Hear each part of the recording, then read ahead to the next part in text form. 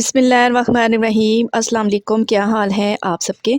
आज ढेर सारी सब्ज़ियों को मिलाकर बनाएंगे ये मज़ेदार से क्रीमी कबाब, मगर ना ही इस रेसिपी में क्रीम का इस्तेमाल करूँगी और ना ही इसमें डालेंगे भलाई। बहुत ही मुनफरिद और जायकेदार ये कबाब बनाकर आप फ्रीज़ कर सकते हैं। तो रेसिपी को एंड तक देखें, अच्छी लगे लाइक कर दें और चैनल को सब्सक्राइब भी कर दें। तो चले फिर रेसिपी बनाना स्टार्ट करते हैं। तो चिकन चाइनीज़ कटलेट्स बनाने के लिए तो सबसे पहले यहाँ पर मैंने ले लिया है जी एक फ्राई पैन, और इसमें शामिल करेंगे तकरीबन 2 टीस्पून के करीब है मेरे पास कुकिंग ऑयल। जैसे ही ऑयल गर्म हो जाए तो इसमें डाल देंगे लहसुन है मेरे पास तकरीबन 1 टीस्पून, बारीक चॉप करें और ये इसमें डाल दें। हल्का से इसको फ्राई करेंगे। साथ ही इसमें शामिल करूँगी एक छोटे साइज़ का मेरे पास था प्याज, इसको भी बारीक चॉप करें और ये भी इसमें डाल दें। और अब इसके साथ ही मैं इसमें शामिल करूँगी चिकन है मेरे पास बोनलेस 1 पाव, ये इसमें डाल देंगे और अब इसको भी अच्छे से भून लेंगे कि इसका कलर चेंज हो जाए।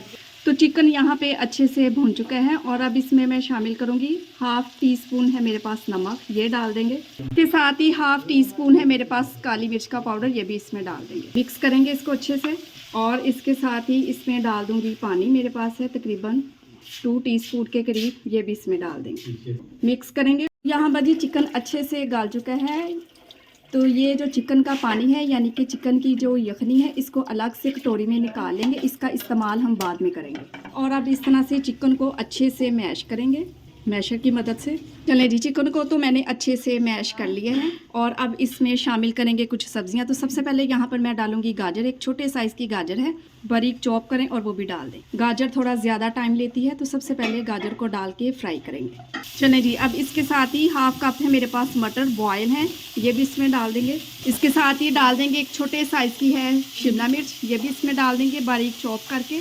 हाफ़ कप के बराबर है मेरे पास बंद गोभी, ये भी इसमें डाल देंगे। चलें जी, अब सारी सब्जियों को 1 से 2 मिनट के लिए भून लेंगे।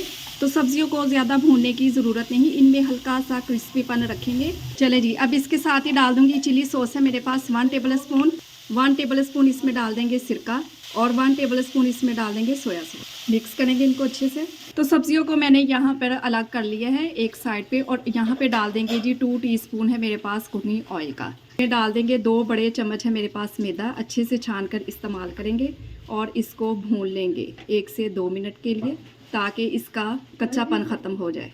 चलें जी, मैदे को मैंने अच्छे से भून लिया है, बड़ी प्यारी इसमें से खुशबू आ रही है। अब सब्जियों को इसमें अच्छे से मिक्स करेंगे और जो यखनी हमने निकाल के रखी थी ये भी इसमें शामिल कर देंगे।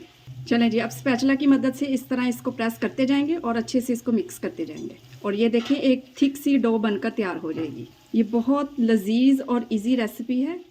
तो यहाँ पर जी मैंने एक अंडा ले लिया और इसको अच्छे से मिक्स करेंगे। कटलेट्स बनाना स्टार्ट करते हैं। और ये देखें जी, आप कोई भी शेप बना सकते हैं, राउंड बॉल भी बना सकते हैं, कटलेट्स बना सकते हैं या फिर इसको टिक्की की शेप भी दे सकते हैं। यहाँ पर जी एक मैंने फ्राई पैन ले लिए है और इसमें डाल दिए है हाफ़ कप के बराबर है मेरे पास कुकिंग ऑयल, और आप कटलेट्स को अंडे में डिप करते जाएंगे और इन्हें फ्राई करते जाएंगे। चलें जी, अब इनकी साइड को चेंज करेंगे क्योंकि सारी चीज़ें तो हमने इसमें पकी हुई डाली हैं, और जैसे ही दोनों साइड पे अच्छा सा कलर आ जाएगा तो इन्हें उतार लेंगे। तो माशाल्लाह से कटलेट्स हमारे एकदम से डन है। रेसिपी बनाए तो अपना फीडबैक लाजमी दे। अपना बहुत सारा ख्याल रखें, मुझे अपनी दुआ में याद रखें। मुझे दीजिए इजाज़त। अल्लाह हाफिज़।